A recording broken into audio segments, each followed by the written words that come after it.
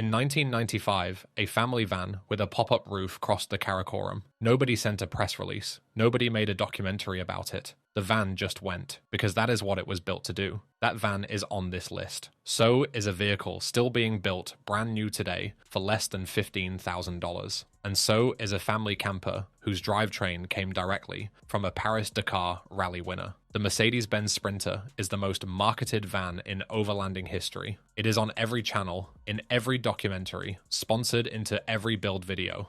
Mercedes has spent decades making sure that when someone says capable van, the image in your head is a Sprinter. But marketing is not engineering. And the 10 vans on this list were built by engineers who never had a marketing budget, only a problem to solve. Mountain passes, Arctic winters, desert crossings. Terrain that does not care what badge is on the grill. Stay until number 1.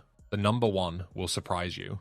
These are the 10 old 4x4 vans the modern Sprinter still cannot beat. Number 10. Renault Trafic Dangel, 1984 to 2001. In the mid-1970s, an Alsatian motorsport engineer named Henry Dangel began doing something that no mainstream manufacturer had attempted at scale. He was not interested in building faster vehicles or more comfortable ones. He was interested in one thing, taking production vans that had no engineering justification for going off-road and making them go there anyway. Dangel had spent years working alongside French agricultural and forestry operations. He understood what they needed. Not a dedicated off-road vehicle. Those were expensive, specialist, and difficult to source parts for in rural France. What they needed was a standard production van, something any local mechanic could service, that could handle the terrain they worked on every day. Muddy tracks in the Vosges, snow-covered alpine passes, river crossings in the Massif Central, roads that were not roads for 6 months of the year. His first conversions were Peugeot 504s, beginning in 1976. From there the business grew, and Dangel secured contracts with both Peugeot and Renault. The vehicle he chose to convert for Renault was the Trafic, a compact panel van that in standard rear-wheel drive form was about as capable off-road as a shopping trolley. What Dangel built from it was something else entirely. The Trafic 4x4 Dangel used a permanent four-wheel drive system built around a Borg-Warner transfer case, the same type used in serious off-road applications across 2 continents. Ground clearance was raised through a suspension lift and revised axle geometry. A locking rear differential was available as an option. Approach and departure angles were recalculated from scratch, with the new suspension geometry factored in. Renault sold it quietly. No marketing campaign, no television advertisements. The Trafic 4x4. Dangel went almost exclusively to French agricultural cooperatives, mountain rescue services in the Alps, and rural postal routes that standard rear-wheel drive vans could not service reliably in winter. The people who bought it already knew what they needed. They did not need to be told. Most of the Western world never knew it existed. The Sprinter all-wheel drive arrived in 2015. The Trafic 4x4 Dangel had already been doing the same job for over 30 years. Built around the same philosophy of permanent four-wheel drive, mechanical simplicity, and field serviceability that the Sprinter's electronic all-wheel drive system cannot replicate. Have you ever seen a Trafic 4x4 Dangel in the wild? Drop it below. Number 9. Toyota LiteAce, 1985 to 1992. Toyota built the LiteAce for one market and one market only, Japan. This was not an oversight. It was a deliberate engineering decision based on a problem that Japanese vehicle manufacturers understood, and European ones did not. Japan's rural road network is unlike anything in Europe or North America. In the mountain prefectures, Nagano, Gifu, Yamagata, tracks narrow to the width of a single vehicle and stay that way for kilometers at a time. Rice paddy access roads are built to accommodate a single agricultural machine, and nothing wider. Forest Service tracks wind through terrain that would be classified as hiking trails in most Western countries. A van that could not navigate these conditions was a van that could not work in rural Japan. The LiteAce four-wheel drive was Toyota's answer to that problem, and Toyota's answer was characteristically precise. Modest numbers that matched the conditions it was built for. The LiteAce was a light vehicle with a low curb weight, and that power-to-weight ratio meant it could sustain mountain gradients that defeated heavier vehicles. The four-wheel drive system was a part-time setup, with a manually selectable, low-range transfer case, mechanically simple by design. A farmer in Nagano Prefecture needed to be able to fix it himself. Toyota made sure he could. The width difference is where the LiteAce beats the Sprinter on mountain terrain. The LiteAce was approximately 1.7 meters wide. The modern Sprinter is 2.0 meters wide. That 300mm difference is invisible on a motorway. On a mountain track in Gifu Prefecture, where the trees close in on both sides, it is the difference between getting through and getting the door mirrors taken off, between arriving and not arriving. Toyota never exported the LiteAce four-wheel drive to the United States or the United Kingdom in significant numbers. The 25-year import rule has been allowing examples to cross the Pacific only recently. Owners who have driven both vehicles describe the LiteAce as more capable on tight technical terrain than a modern all-wheel drive van, not because of superior technology, but because of superior geometry decisions made 4 decades ago. Toyota built it to work, not to be marketed. There is a difference, and the LiteAce is that difference made physical. Does anyone here own a LiteAce in the US? How long did the import take? Number 8. Nissan Caravan, 1986 to 1997. The Nissan Caravan four-wheel drive came from the same engineering philosophy as the LiteAce, a Japanese market vehicle built specifically for conditions that European van manufacturers had never been asked to design for. Where the LiteAce was compact and optimized for narrow mountain tracks, the Caravan was a full-size working van. It was built to carry more, tow more, and operate in harsher conditions over longer distances. The four-wheel drive variant was built around a diesel engine producing enough torque for sustained mountain gradients, connected to a transfer case offering both high and low range, giving the driver full control over power delivery in every condition the Caravan was likely to encounter. The Caravan ran on a ladder frame chassis, not a monocoque unibody like the modern Sprinter. This distinction matters more off-road than most people realize. A monocoque van transfers torsional stress directly to the body structure when the frame flexes over uneven ground. The body absorbs the twist. Over time, on serious terrain, this causes fatigue at stress points around door apertures, window frames, and floor pan junctions. A ladder frame absorbs that same torsional energy in the frame rails, where it is designed to go. The body sits on top and stays straight. On the kind of terrain the Caravan four-wheel drive was built for, this made it significantly more stable on severe camber than any monocoque van. Nissan sold the Caravan four-wheel drive into Hokkaido, Japan's northernmost main island, where winter temperatures fall to -30 degrees Celsius, and roads are covered in compacted ice from November to March. It worked there for the full production run of over a decade. The terrain it was asked to cross in a Hokkaido winter is precisely the kind of terrain where an on-demand, all-wheel drive system, one that only transfers torque after the driven wheels have already begun to slip, is at its greatest disadvantage. The Sprinter all-wheel drive has never been to Hokkaido in winter. The Nissan Caravan four-wheel drive lived there. Ladder frame versus monocoque off-road. Which is actually better? Make the case below. Number 7. Fiat Ducato Dangel, 1981 to present. Henry Dangel's major project after Renault was the Fiat Ducato, and where the Trafic conversion was impressive, the Ducato 4x4 Dangel was categorically more significant. The Fiat Ducato 4x4. Dangel has been in continuous production since the early 1980s, not in a limited run, not as a special order, as a standard catalog product, available alongside the standard rear-wheel drive Ducato through 4 full generations of the base vehicle. Every time Fiat updated the Ducato platform, new engines, new transmissions, new crash safety structures, new emissions systems, Dangel re-engineered the 4x4 conversion to match. The result is a vehicle that has been in continuous refinement for over 40 years and remains available today. The four-wheel drive system in the Ducato 4x4 Dangel uses a viscous coupling, a hydraulic unit that transfers torque between axles by sensing speed differences between front and rear wheels. When one end loses traction, the coupling responds automatically, without driver input, without electronic intervention. The system is entirely mechanical in its core function. There is nothing to calibrate, nothing to update, nothing to take to a dealer for a software reset. The current Ducato 4x4 Dangel produces up to 180 horsepower from its diesel engine. Ground clearance is raised compared to the standard van. On approach angle, departure angle, and ground clearance, The Ducato 4x4 Dangel either matches or exceeds the Sprinter all-wheel drive, and has done so since the 1980s, more than a decade before the Sprinter existed. Fiat never marketed it aggressively. Dangel operated as a specialist converter, not a global automotive manufacturer. There were no television campaigns, no YouTube partnerships, no sponsored overlanding builds.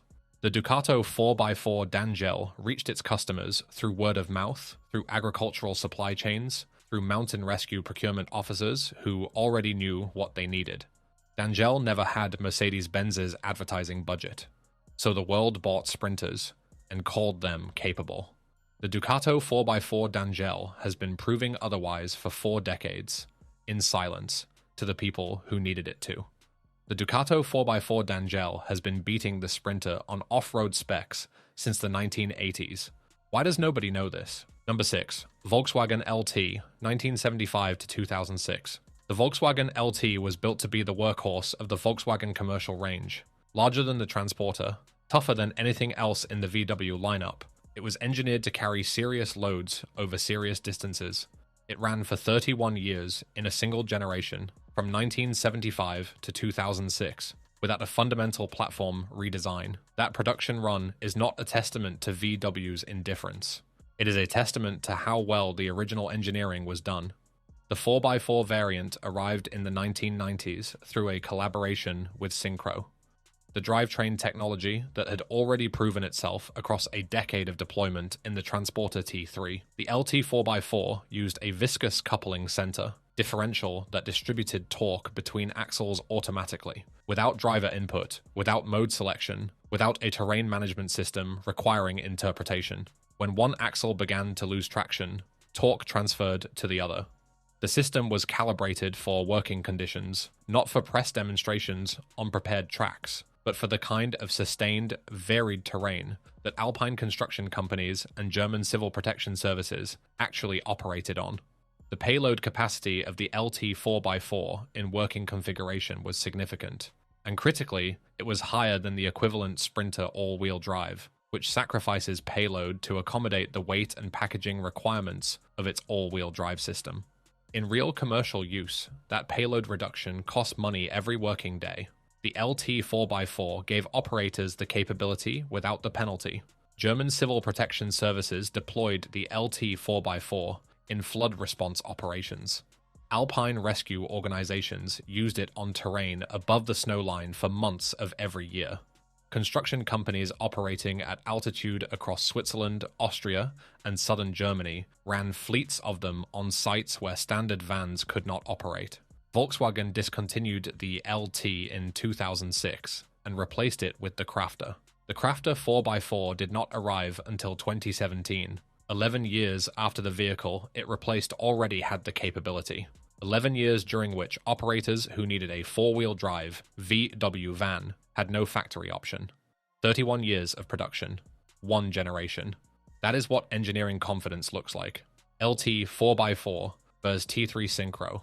Which would you rather own? Make the case below. Number 5. Mazda Bongo Friendee, 1995 to 2005.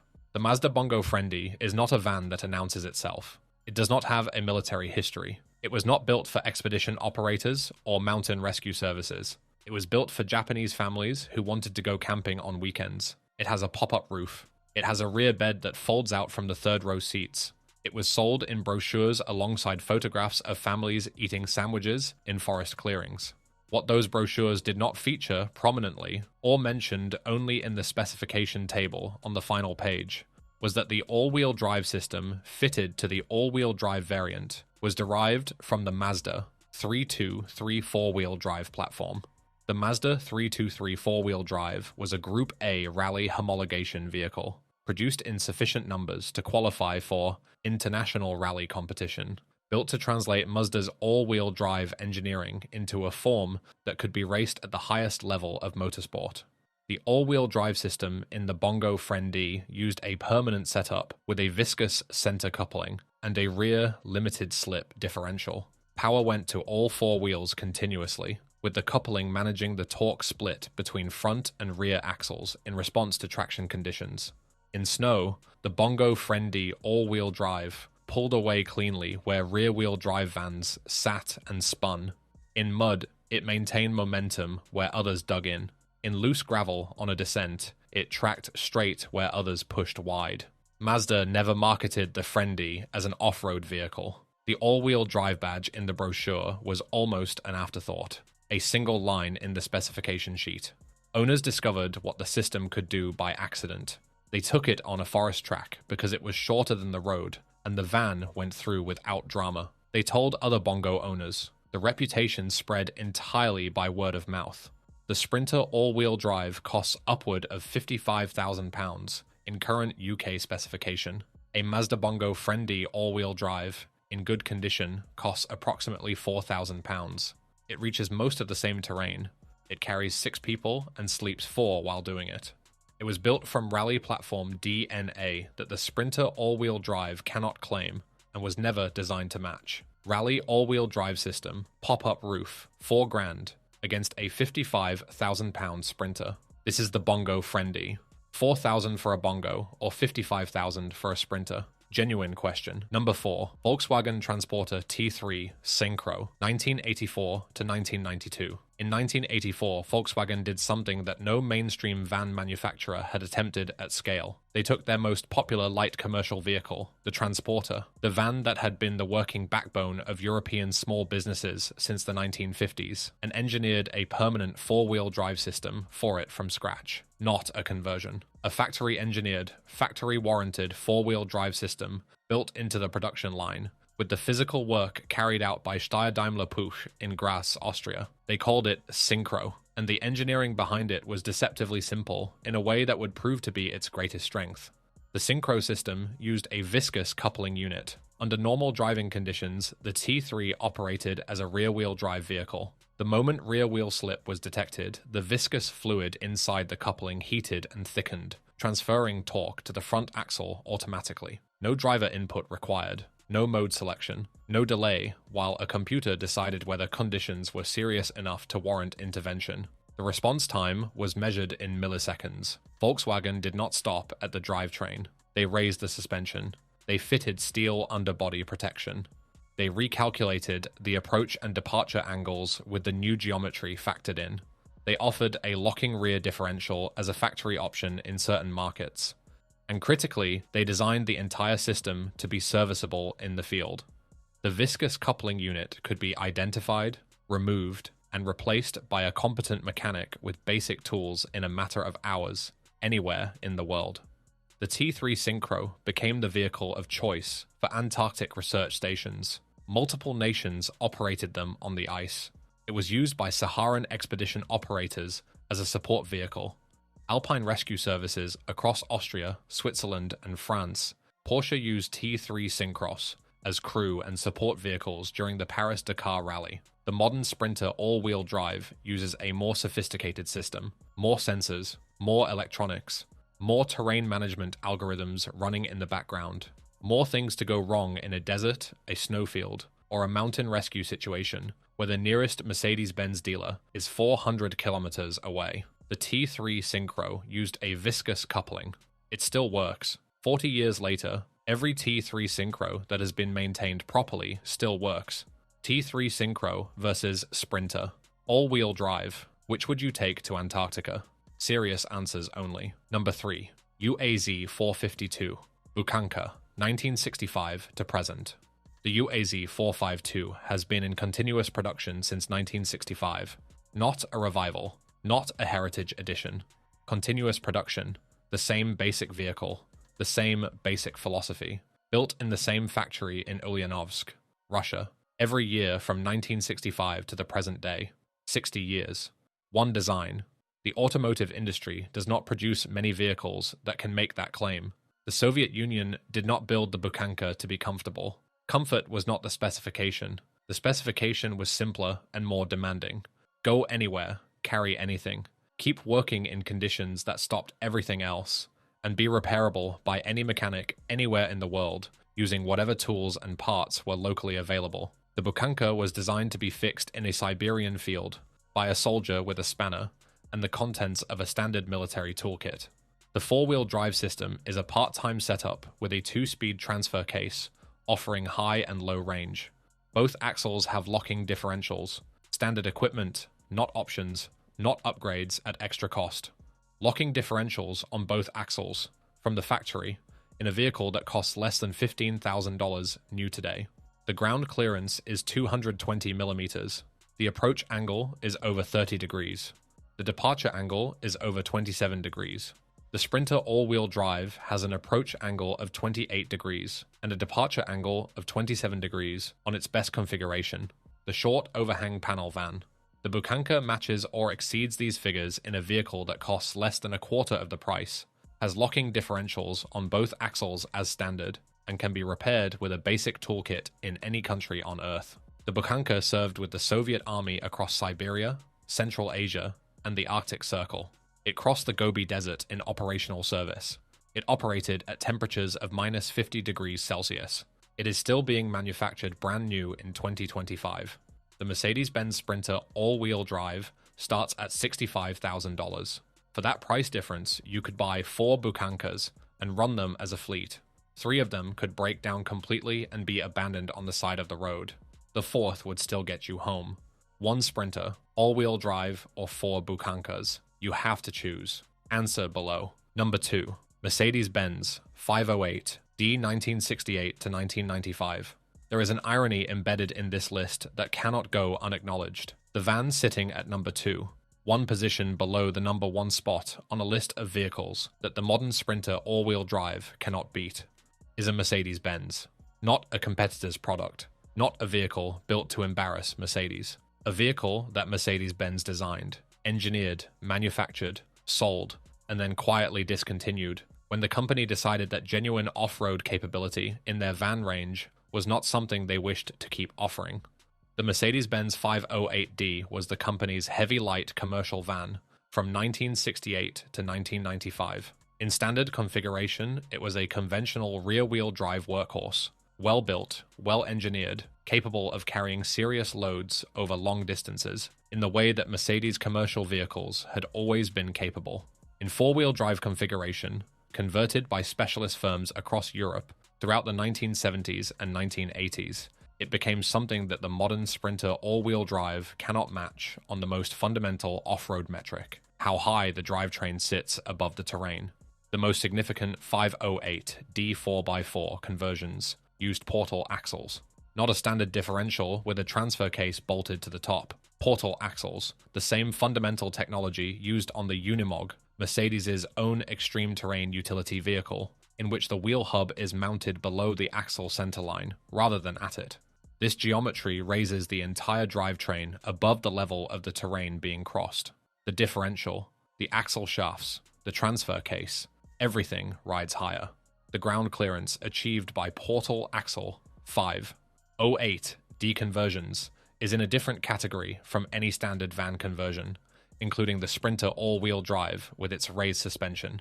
Expedition operators crossing Africa used the 508D 4x4 as their primary support vehicle throughout the 1970s and 1980s. Commercial overland travel companies ran scheduled passenger routes across the Sahara in them. German civil protection services deployed them in flood response operations. The 508D 4x4 kept working. Mercedes-Benz discontinued the 508D in 1995 and replaced it with the Sprinter. The portal axle option disappeared. The ground clearance dropped. The capability went with it, quietly, without announcement. And then Mercedes put an all-wheel drive badge on the Sprinter and began charging $65,000 for it. Mercedes built a van with portal axles, Unimog technology, then replaced it with the Sprinter, then charged $65,000 for it. Is this the most embarrassing own goal in commercial vehicle history? Number 1. Mitsubishi Delica Star Wagon, 1979 to 1999. In 1979, Mitsubishi built a van on a truck chassis. This was not unusual. Many vans of that era used truck-derived platforms. What Mitsubishi did next, however, was not what any other manufacturer was doing. They took the four-wheel drive system from the Mitsubishi Pajero, the vehicle that would go on to win the Paris-Dakar Rally 12 times between 1985 and 2007, becoming the most successful vehicle in the history of the event according to Guinness World Records. And they installed it under a family van. A van with seats. a van with windows. A van designed to carry families to school runs and weekend camping trips across Japan's mountain interior. The Delica Star Wagon 4-wheel drive used a part-time 4-wheel drive system with a 2-speed transfer case, offering high and low range.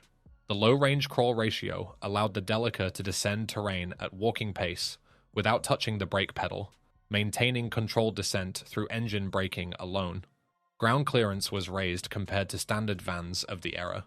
A locking center differential was available. A rear limited slip differential was available. The approach angle was significantly better than any standard European van of the same period. But specifications are not the story of the Mitsubishi Delica Star Wagon. The specifications are what made the story possible. The story is what people actually did with it. Australian overlanders drove Delicas across the Simpson Desert. 1,100 kilometers of sand dunes in extreme heat. New Zealand farmers used them on high country stations, where the access tracks were river crossings, for 6 months of every year. Japanese mountaineers drove them to base camps at altitude. Owners across the overlanding community have documented Delica crossings of the Karakoram Highway, the Silk Road, and terrain across Central Asia that no standard European van was designed for. The vehicle that did those crossings was not a purpose-built expedition truck. It was a family van with a Dakar Rally drivetrain under the floor. The modern Mercedes-Benz Sprinter, all-wheel drive, is a well-engineered vehicle with a capable all-wheel drive system. It starts at $65,000. Its all-wheel drive transfers torque on demand. It has terrain management software and electronic stability systems. The Mitsubishi Delica Star Wagon was built on a Dakar Rally chassis. It has crossed the Karakoram. It has crossed the Sahara. It can be bought today in running condition for $8,000. The Sprinter has never beaten it. It still can't. Has anyone driven both a Delica Star Wagon and a Sprinter all-wheel drive off-road? Compare them below. 10 vans, built between 1965 and 2005. Every one of them engineered for terrain that the Sprinter all-wheel drive was never designed to cross. Not because the Sprinter is a bad vehicle, but because it was built for a different purpose, given a different badge, and sold at a different price. The Sprinter is excellent at what it was actually designed for: urban deliveries, camper conversions on sealed roads, airport shuttle runs. For those tasks, it is refined, reliable, and well supported by one of the largest dealer networks in the world. But these 10 vans were built for the places where the tarmac ends, and they were built to keep going when the Sprinter runs out of road. Which one would you take over a Sprinter? Drop it in the comments. If you think we got the number 1 wrong, make the argument. That is what the comments are for. More forgotten machines on the way. Subscribe so you don't miss them.